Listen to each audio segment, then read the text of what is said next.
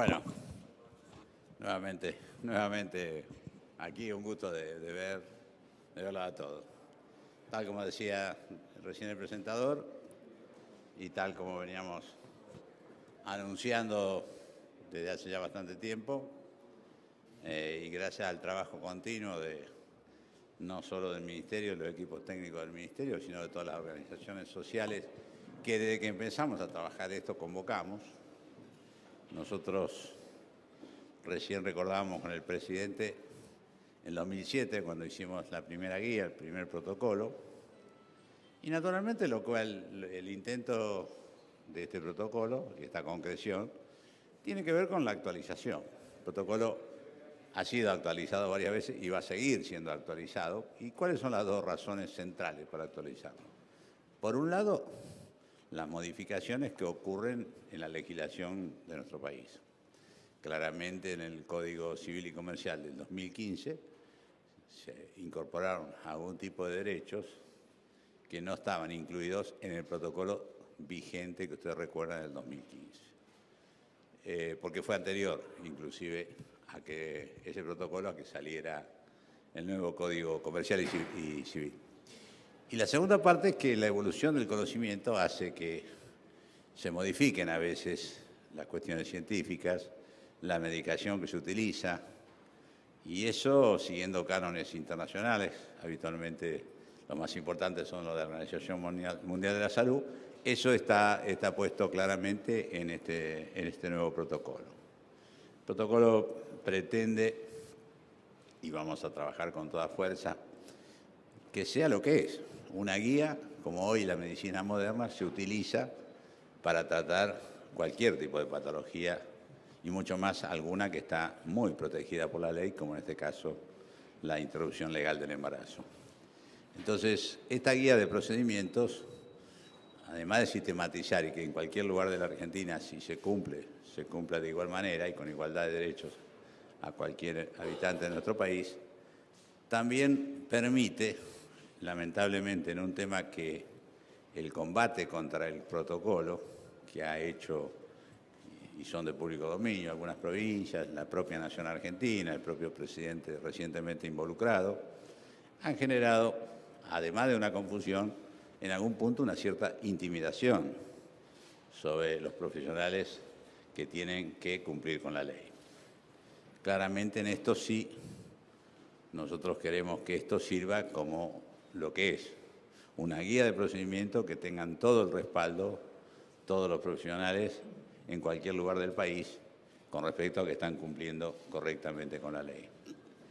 Naturalmente, ustedes saben, en un país federal, mucho depende de que se adhieran o no las provincias. Yo confío que las provincias mayoritariamente se adhieran, ya hay muchas que están adheridas a los distintos protocolos de los tiempos, pero lamentablemente algunas provincias grandes, sobre todo Buenos Aires, que es muy determinante de lo que pasa en el país por su cantidad de habitantes y por su casuística, por ejemplo, no lo aprobaron al presupuesto. De manera tal que, bueno, iniciamos un camino, que es un camino de aplicación de la ley y que creemos que, sin perjuicio, que va a haber seguramente algunas organizaciones antiderechos que van a cuestionar. Claramente lo que estamos haciendo nosotros es dar un instrumento sanitario para que se cumplan no solo con la ley, sino con los derechos de las personas que lamentablemente están en una situación de interrupción legal del embarazo. Y a partir de ahí, bueno, estoy acá con parte del equipo técnico, a mi derecha está la que fue directora del programa y va a volver a ser directora del programa, y a mi izquierda están representantes, colegas míos de la organización civil que trabajaron desde el primer día en la construcción de los distintos protocolos y de la política vinculada a salud sexual y procreación responsable. Así que quedamos a lo que ustedes quieran preguntar. Hola, ministro, buenas tardes. Soy Silvina Brandimarte de Radio La Red. Quería saber cuándo entra en vigencia este protocolo, que podamos conocer algunos detalles de cuál es el contenido y qué pasa con aquellos médicos que siempre han querido llevar adelante y cumplir la ley, que en Argentina es normativa desde 1922, pero con aquellos otros que por allí son objetores de conciencia. ¿Cómo se va a hacer para compatibilizar todo este tipo de cuestiones? Gracias. Sí, ¿cómo está? Bueno, el protocolo tiene, si quiere le leo los capítulos como para no olvidarse. Pero bueno, el protocolo rápidamente obviamente describe cuál es la situación del aborto en la Argentina y en el mundo. Y por supuesto, cómo se debe proceder desde el conocimiento informado, qué deben hacer los equipos de salud, cuál es el abordaje del equipo con respecto a este tipo de situaciones, cuál es la evaluación médica que se tiene que hacer, cuál es el procedimiento para la interrupción del embarazo. Todo es bien técnico y bien sistematizado, y así sucesivamente, y después dice cuál es la bibliografía por la cual cada uno de este texto se valida. Con respecto, usted me preguntaba la objeción de conciencia. Obviamente somos respetuosos de la objeción de conciencia, pero no puede ser la objeción de conciencia una coartada institucional para que no se cumpla con la ley. Es decir, lo que establece la ley es que respeta la objeción de conciencia, pero no puede quedarse sin respuesta institucional, si es en el caso de una institución. Y eso es lo que creemos hacer. En realidad,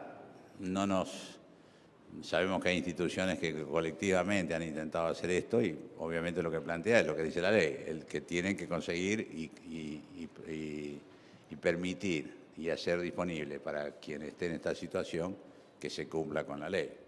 Así que me parece a mí que, en verdad, yo sé que algunos han hecho mucha obsesión con esto, pero creo que inclusive está más moderado que el anterior protocolo, el que prácticamente no existió con respecto a cómo se ejercita esto. Pero vuelvo a decir, lo que nosotros no queremos es que esto, como van a querer tomar algunos, se convierta en un combate. Esto no es un combate, ni es una búsqueda de votos, ni es una decisión que se toma para ganar una elección. Esto claramente es cómo se ejercita un derecho y cómo se cumple con la ley. Ministro, acá, buenas tardes.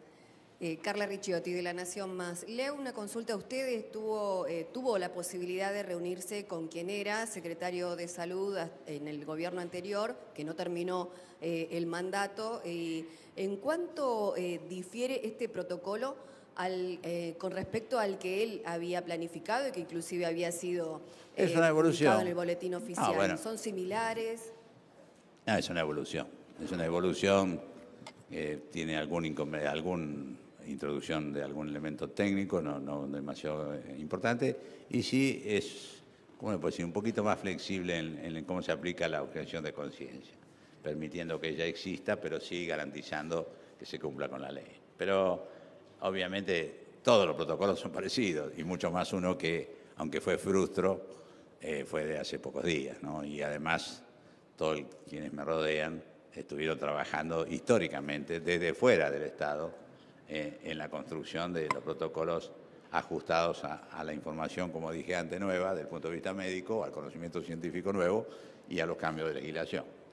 Así que, y va a haber más protocolos, probablemente dentro de 1 año, 2 años, haya que hacer otro, pero me parece que lamentablemente tenemos que hacer esto como si fuera una parte importantísima, y lo hacemos realmente. Esto no... Usted recuerda, el primer protocolo no generó controversias, no hubo todo lo que acá, después protocolo sí, protocolo no, a partir de los episodios de los últimos días.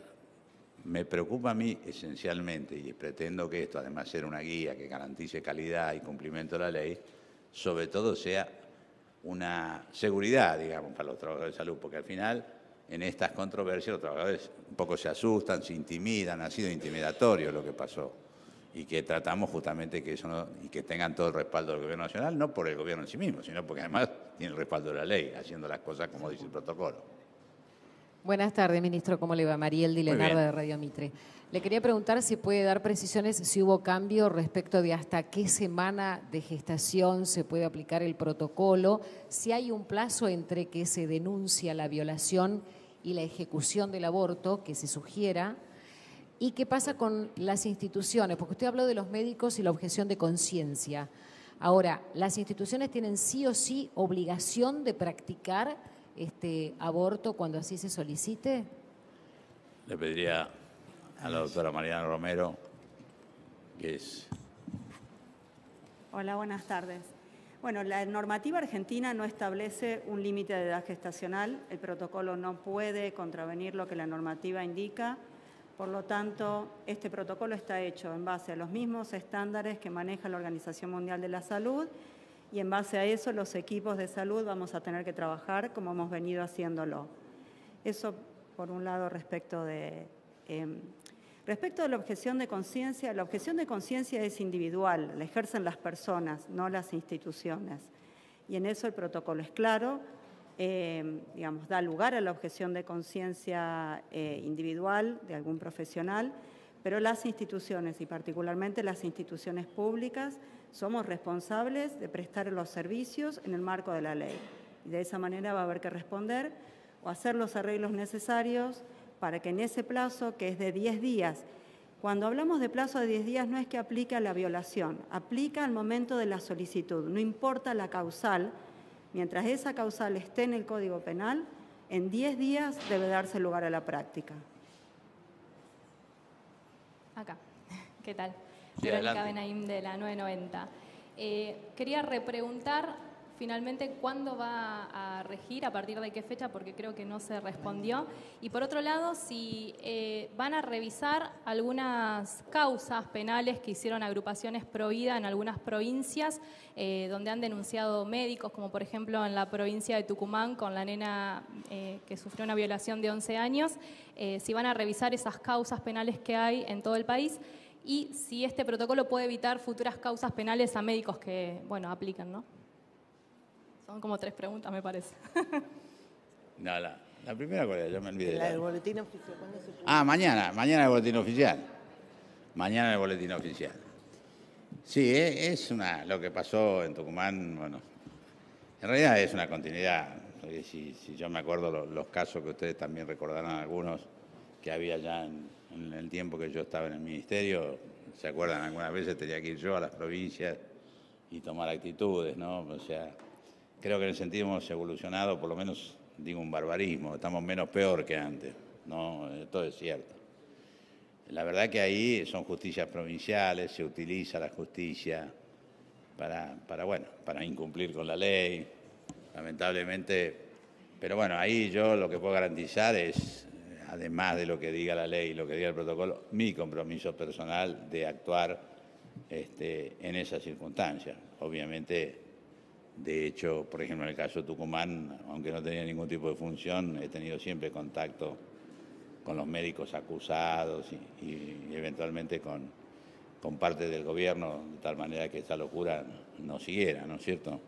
Pero convengamos que no es una cosa fácil y que realmente yo siento que es muy, muy absurdo lo que pasa, porque se usa la justicia para que no se cumplan las leyes, con lo cual no es fácil de ser explicado, ¿no?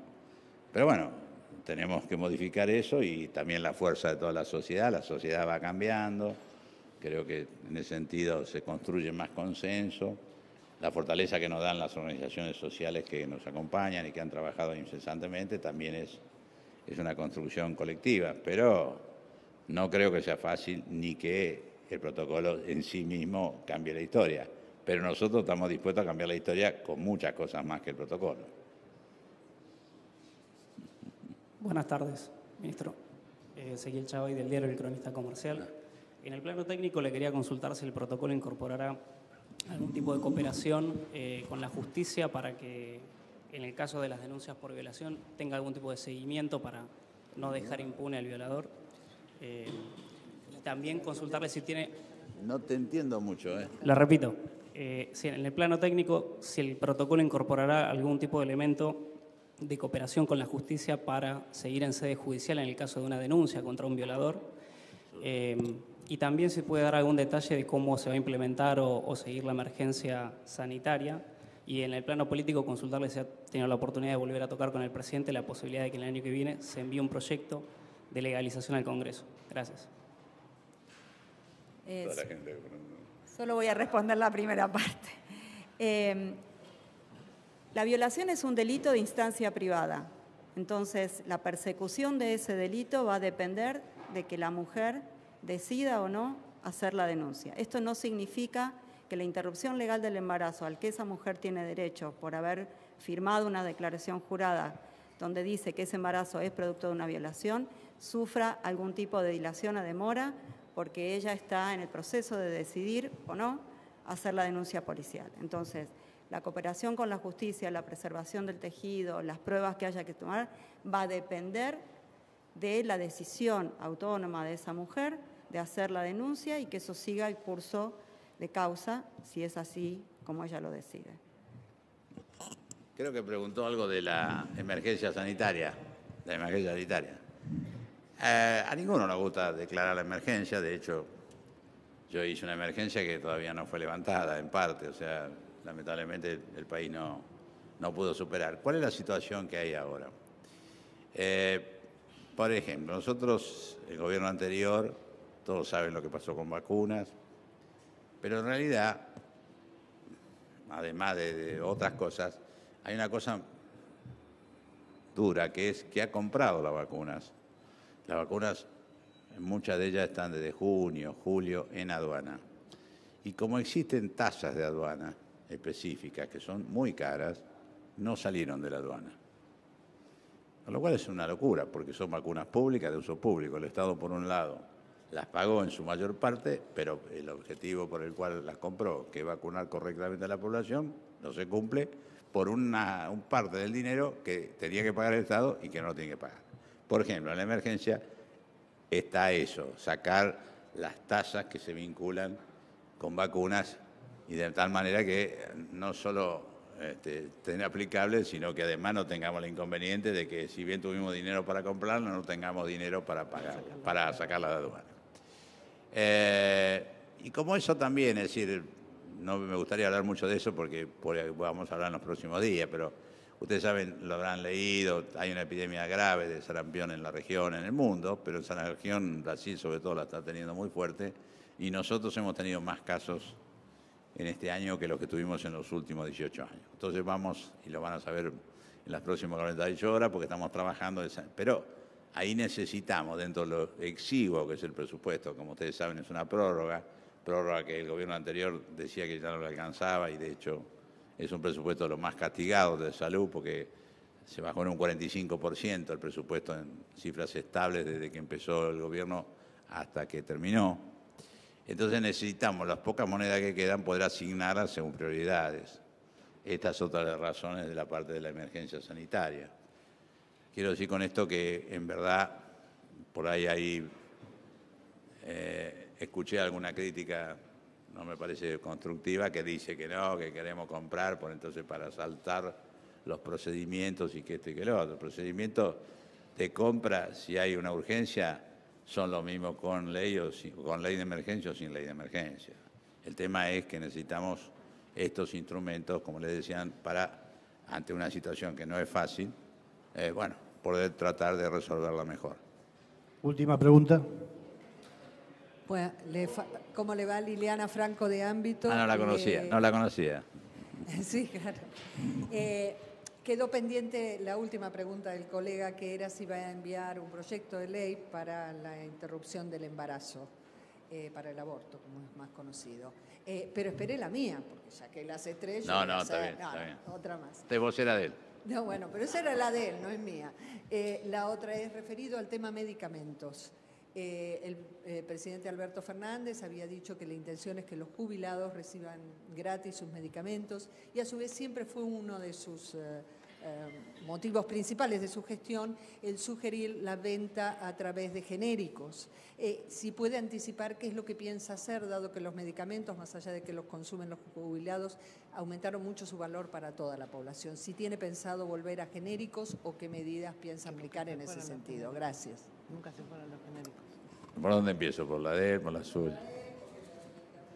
No, bueno, discúlpeme, yo no. No, naturalmente nosotros primero que nada vamos a empezar a que se apliquen las leyes vigentes y ahí salud sexual y reproductiva, educación sexual, son todas leyes que están de bajo nivel de aplicación, además lo que dijimos antes. Lo otro es un trámite que naturalmente el pensamiento del presidente lo conocen, el mío también, pero exige un trámite parlamentario, exige un tiempo distinto. Lo que intentamos además, que para mí una de las cosas más interesantes que pasó en los últimos años en la sociedad argentina, que fue el debate que se desarrolló, terminó siendo un combate con características electorales y sin muy alejado de lo que es un tema de salud pública. Mi tema, lo dije siempre el primer día, más allá de que soy respetuoso de los derechos, es que hay 30 muertes evitables por año y casi 50.000 internaciones, muchas de las cuales son evitables como consecuencia de cómo están las reglas del juego, y para lo único que sirve es para eso, porque lo otro todo sigue igual. Con respecto a medicamentos, usted sabe que eso casi es una especialidad de la casa, ¿verdad? Pero nosotros queremos recomponer, obviamente, el acceso a medicamentos. No puedo anticiparlo, pero va a pasar en las próximas horas. Le hemos pedido de urgencia a la industria que tenga en consideración una rebaja masiva para todos los medicamentos, y sé que están trabajándolo intensamente, y bueno, de ahí no puedo decir nada hasta que no lo digan ellos, pero nosotros... No sé, yo no tengo ninguna información. Lo que le hemos pedido es que sea estable, que dure por lo menos unos meses, de manera tal que también le dé un clima de tranquilidad a otros de los temas que tenemos, que es la inercia de la inflación. Con respecto a qué vamos a hacer, muchas cosas vamos a hacer, quédese tranquila, Eliana, pero lo que puedo decirle ahora, sí, por supuesto, hay un marco legal que no se está cumpliendo y que es útil. Obviamente tiene una serie de características técnicas que la vamos a usar. Vamos a volver a que se ponga en funcionamiento un programa muy masivo de acceso a medicamentos que es para los más débiles socioeconómicamente, que era el Remediar. Los anticonceptivos también, no, si nunca me olvidan las que conducen el programa. Pero bueno, el Remediar es un programa que cubría 16 millones de personas, absolutamente gratuito, y todos los centros de atención primaria de la Argentina. O sea, claramente es el lugar que va a lo que más necesitan y a lo que cualquiera sea el precio no lo compran o no lo pueden comprar. Y eso demora porque, además de conseguir el dinero, el trámite licitatorio, son licitaciones enormes, la distribución, la logística, así que yo calculo que andando bien hay 90 a 120 días para empezar. Y bueno, como le digo, también tenemos problemas con los precios de los medicamentos importados internacionalmente, porque si bien todos los precios duelen, lo de los importados son casi una extorsión para el Estado, porque no lo puede pagar nadie que no sea el Estado, miles y miles de dólares. Y ahí también vamos a intentar, estamos hablando con todos los países. Yo no me reía, pero yo estuve con el enviado del gobierno norteamericano a la asunción del presidente, que fue el ministro de Salud, secretario de Salud, Alex Azar, y entonces él me hablaba de los problemas que tiene el gobierno de Estados Unidos con el precio del medicamento y lo enojado que está el presidente Trump con eso. Con lo cual, imagínense, si Estados Unidos está enojado, ¿qué nos queda para nosotros? Es un problema mundial, que le vamos a dar tratamiento local y, por supuesto, lo que queremos es garantizar acceso, que es lo principal, y después uso racional, porque también es cierto que los medicamentos en Argentina, si bien son causa a veces de aliviar síntomas y curar a veces enfermedades, muchas veces son causales de enfermedades por un uso muy desaprensivo. Las dos cosas tenemos que equilibrarlas en la política de medicamentos. Pero la política de medicamentos pretendo que sea una cosa fuerte de nuestra gestión y de nuestro gobierno, como lo fue anteriormente. Muchas. Los jubilados tienen un convenio especial. Jubilados, yo no... mañana me junto con la que va a conducir los jubilados, pero tiene un convenio especial donde los medicamentos son mucho más baratos, aunque por ahí son un 30% más baratos que el resto de los medicamentos. Y en verdad lo que se está estudiando es, como dijo el presidente en su mensaje presidencial, cómo se amplía el derecho al acceso a los jubilados que tienen dificultad del acceso por falta de dinero. Pero eso sí se está tratando y, por supuesto, lo dijo el presidente nada menos que en su mensaje presidencial. Pero claramente, quiero decirlo, lo que pase con los medicamentos va a incluir los 40 millones de argentinos, no los 5 millones de los jubilados. Muchas gracias, señor ministro. De nada. Gracias, un gusto.